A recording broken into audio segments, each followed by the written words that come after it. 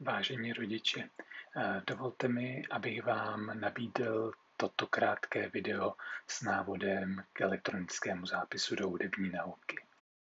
V prohlížeči zadáte www.zusjhradec.cz a po zobrazení našich stránek v pravý horní liště využijete modrou ikonku, dostanete se do elektronické žákovské.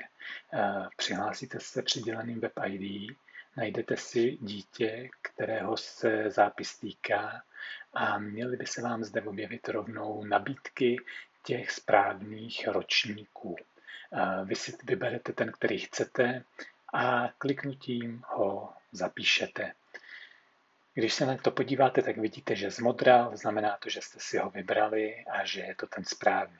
Pokud zjistíte, že je všechno v pořádku, můžete se odhlásit, nebo když jste udělali chybu, můžete se přepsat do jiné varianty, do jiného termínu, případně k jinému vyučujícímu. Opět ta vaše volba zmodrá.